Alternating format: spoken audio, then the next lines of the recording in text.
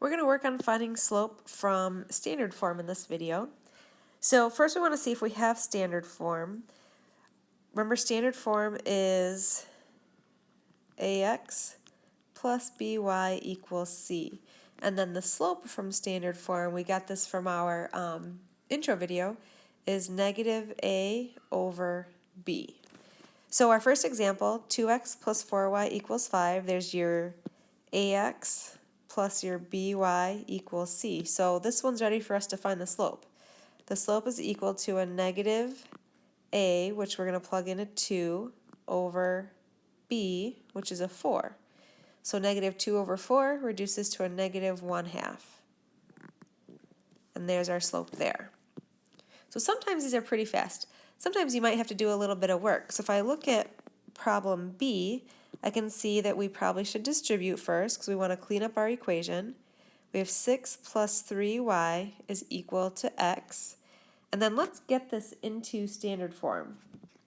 So I'm going to subtract 6 to get that number over there. So I have 3y equals x minus 6. And then I'm going to subtract x to get that out front. So I have negative x plus 3y equals negative 6. All right, well, this is not quite standard form yet because that a value is negative in front of the x. This has to be positive. So I'm going to go ahead and multiply everything by negative 1. So our standard form is x minus 3y equals 6. Now that it's in standard form, we can find the slope. So this one involved a little bit of legwork. Remember, you want your a value, and your b value.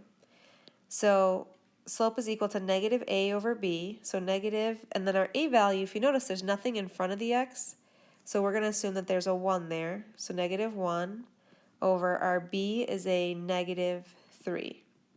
Well, first the negative over the negative will become positive, and then 1 over 3 doesn't reduce, so our slope is just 1 over 3.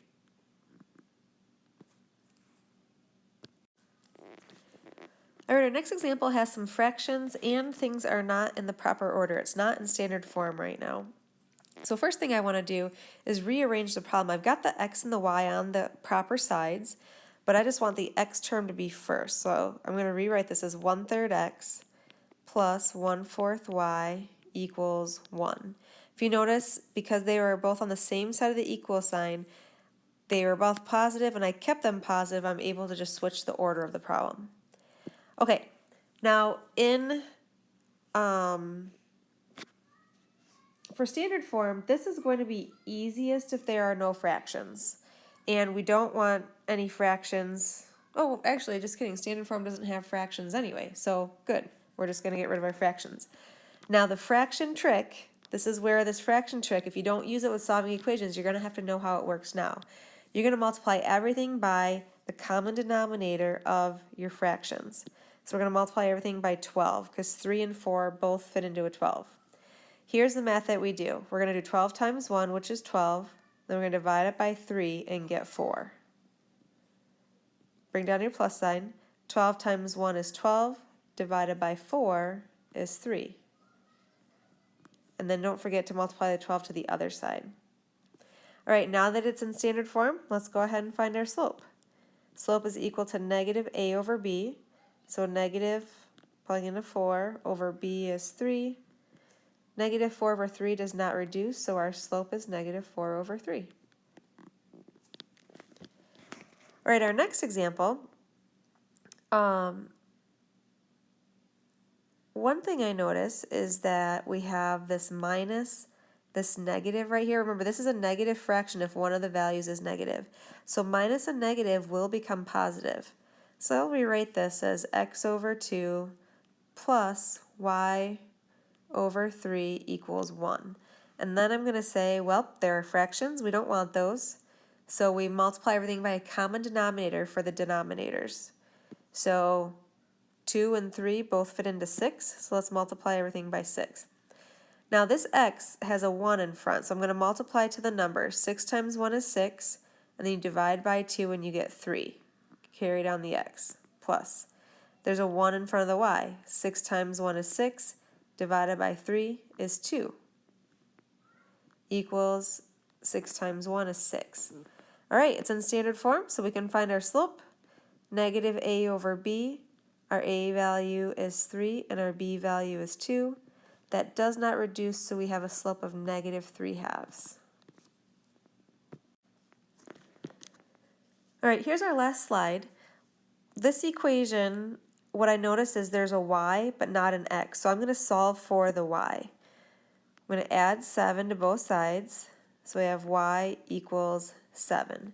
Now what I'm going to have to do here is actually recognize that this is one of our special lines. You have the y but not the x, so if you think about what it looks like, where does y equal a 7? 1, 2, 3, 4, 5, 6, 7. And then we talked about how to graph these in an earlier lesson. You're going to draw the line that does not cover the axis, so this is a horizontal line. Why do we care that it's horizontal? Well, that's going to make us remember that all horizontal lines have the same slope, and the slope of every single horizontal line is 0. So remember, we're finding the slope. That slope is going to be 0. All right, next example, we have x plus 3 equals 2. So I notice we have an x but no y. So we want to go ahead and solve for the variable. We're going to solve for x. Subtract 3, we have x equals negative 1. Now again, let's just kind of think about what this looks like. Where is x a negative 1? Well, that's 1 to the left. And then the line is not going to cover the axis, so I'm going to draw it this way so we have a vertical line. And why do we care about that? Because we remember that every single vertical line has the same slope. And the slope of a vertical line is undefined.